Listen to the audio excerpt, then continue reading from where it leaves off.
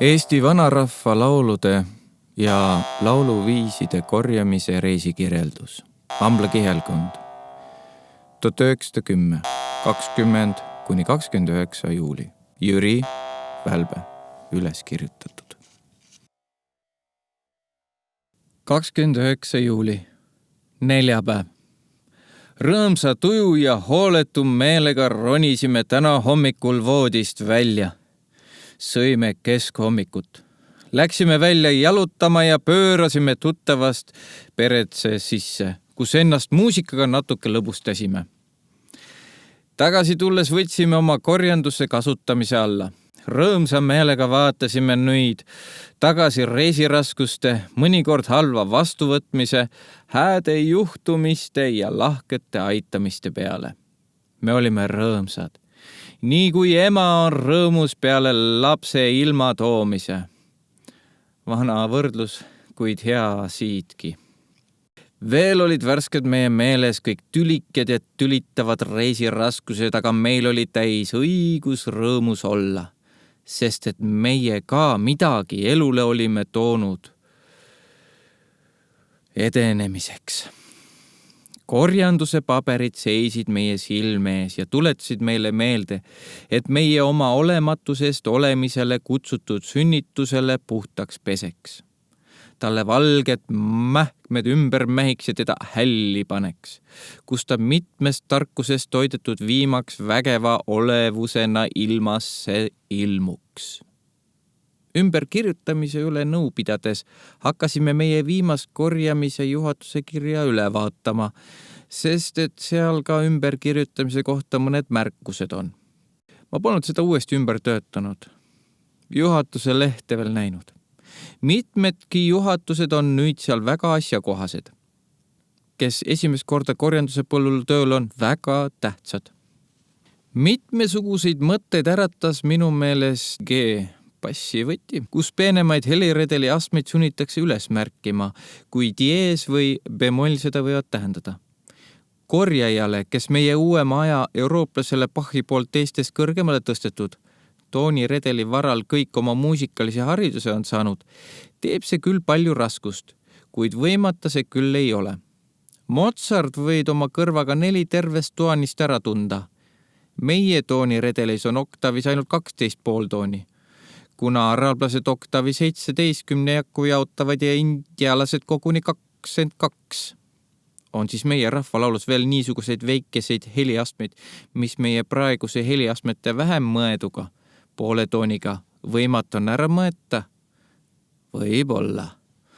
Mul küll ei tulnud seda tähele panna.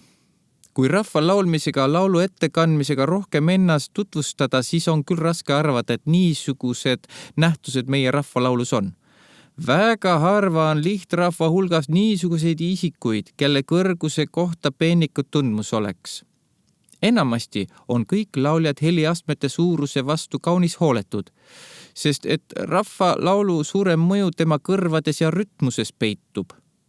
Muidugi rahva laulmiseks tuleb tihti pealegi vähemaid kui pooltooni heliastmeid ette, aga neid ei või mitte lauluviisi liikumisteks lugeda, sest et nad laulu kordamisel sugugi ette ei tule, ehk tulevad teiste kohtade peal. Sellepärast nende peale vaatama kui etoneerimise. Siit peab küll välja arvama sarve- ja torupillilood, kus niisugused käigud korralikult ette tulevad, aga jällegi siin peab neid mänguriista puudusise ehituse järeldusele pidama, sest et nad siin ei tule ka mitte kõikide sarnaste mänguriistade juures ette. Uuema aja tooniredel on juba meie rahva kõrval hästi omaks saanud.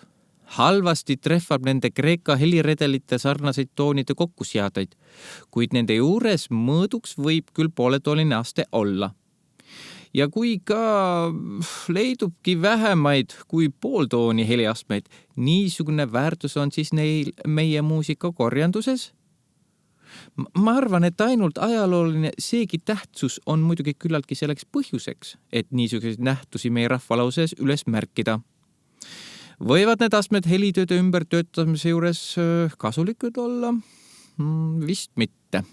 Inimese sugu kaua otsis omale kõige paremat, kõige kõlavamat ja kõige sündsama harmoniseerimiseks tooniredelit. Ta käis selle tee peal tihti ka eksisammusid. Aga viimaks sai ometi nii palju eeltööd ära tehtud, et muusikageeniusel Bachil korda läks inimestele kõige ilusamad tooniredelid ära näidata. Kõik meie muusikariistad, kõik meie helide üleskirjutamise abinõude märgid on selle süsteemi jaoks jäetud. Peame siis meie rahva tooniredelile, kus vähem kui pooletoonilised astmed on jälle kodaniku õigused muusika vallas andma.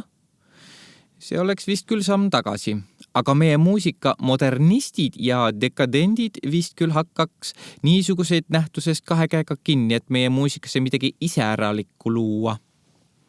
Juhatuste paragrahv 10 ja 11, kus rahvalaulu rütmuse ja toonide kõrguse muutmata ja jõhvi pealt õige ülestähendamist nõutaks, ka tuletasid mulle mitmed korjamised juhtumised meelde. Ma pean ütlema, et kõigil juhtumistel neid nõudmisi mitte ei ole võimalik täita.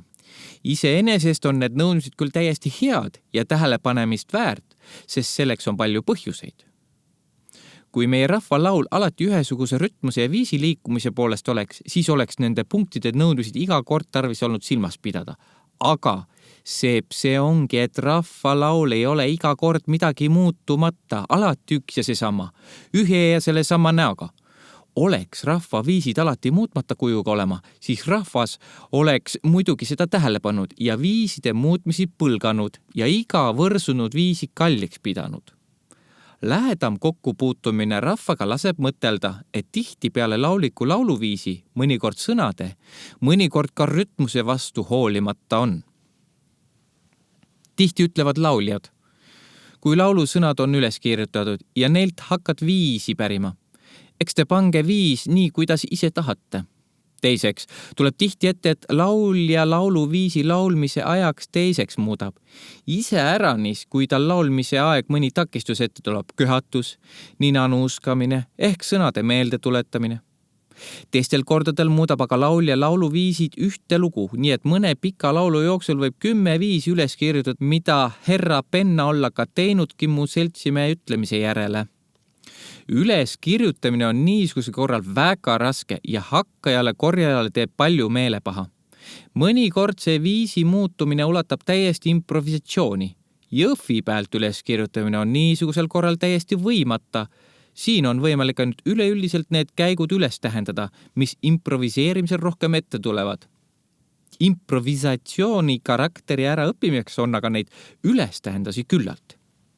Iseäranis hoolimatu on lauljad viisi vastu neil kordadel, kui suurem huvitus sõnades peitub. Mõnikord nad võtavad mõnedel lauljate jaoks koguni deklamatsiooni pruugile laulmise asemel. Niisama ka rütmuse peale ei pane lauljad sel korral mitte suurt rõhku. Hoopis teine lugu on aga siis, kui laulmise otstarbeks rütmuse sünnitamine on. Siin on laulja terve tähelepanemine rütmuse peale pööratud ja sellepärast jäävad sõnad, mõnikord ka viis põlgatud osanditeks. Nii on lugu tantsutükkidega, kus rütmus alati puhas, selge ja kindel on. Tähelepanemise väärt näituseks on siin ka kiigelaul, oma kindla rütmuses saatanete sõnade ja 10 viiside kõrval kõikumata alal hoiab. Kolmandaks, hoolimatuse üle viiside kohta tunnistab ka see nähtus, et mõnikord laulja ühe ja selle sama viisi peal 10 laulud ära laulab.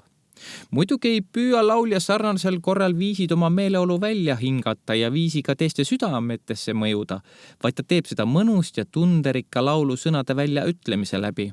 On veel muidugi nähtusi olemas, mis viisi kõikumisest tunnistavad rahva hoolimatusest tema vastu tunda annavad ja viiside käikude. On veel muidugi nähtusi olemas, mis viisi kõikumisest tunnistavad rahva hoolimatusest tema vastu tunda annavad ja viiside käikude, mõnikord ka rütmuse, jõhvi pealt üles tähendamist takistavad. Igal asjal on muidugi oma piir olemas ja rahva hoolimatusel viisi kohta on ka oma piir. Teisest küljest võib tihti näha, et laulusõnad on oma arusaamatusega mõnikord ikkagi laulud alal hõitakse ja lauluviis oma esialgsel lihtsuse ja veiksuse läbi pika aja muutmata kaasas kannab. Et laulu juure hüüdmisega kaasike, hellele ja teised ikkagi lauluga lahutamatult kaasas käivad. Niisama ka laulu ettekandmise moodi nõutakse rikkumata alal hoida. Falsett häälega laulmist rahvas nagu ei tunnista mitte laulmiseks ja oma ettekanded toob kuuldavale ikka kõva rinna healega. Laulu salmisid vahest pidamata ja enamisti kindla rütmusega üksteise peale ladudes. Üleüldse on aga rahvalaul ja laulmine väga mitmesugune nii kui isikutki, kes rahvaliikmeteks on. Rahvalaulu ja laulmise karakteriseerimine on muidugi täiesti tuleviku asi. Nüüd on selleks veel vähe materjali ja ei ole ka veel kedagi seda püüdnud teha. Igatahes võib kindlasti loota ja uskuda, et meie rahvalaulude ja laulmiste uurimine meie muusika kunstile kosutavaks toiduks, elustavaks arstirohuks ja karastavaks kasteks saab olema. Kui suur viiside rikkus on rahvalauludes varjul, kui palju aineid on seal kunstniku kujutuse võimise vägevaks lennuks, kui palju lihtsaid, loomukohaseid, mõnusaid ja mõjuvaid omadusi rahvalaulmise kommetes ootavad. Kunstlauljatele omandamise ja pruugile võtmist. Kõigest sellest võivad alles meie järel tulevad suguvennad aru saada ja uhkusega seda kallist vara oma esivanemate päranduseks pidada. Tüki aja pärast istusin ma juba jalgratta peale ja kihutasin laiuse poole. Tee peal kahed kohad tulivad korrad minu jalgade kallal oma hammaste teravust katsuma. Mina terve reisiaeg enne ette ei tulnud, aga oma säärega saabastel olin ma ka nüüd tänulik selle eest, et mu püksid ja jalasääre nahad terveks jäivad. Viimaks nägin laiuse mäekünkal kodu ja mu meel läks veel rõõmsamaks. Kodu. Magus sõna. Jüri Välbe. Varssavis 1910, 12. oktoobril.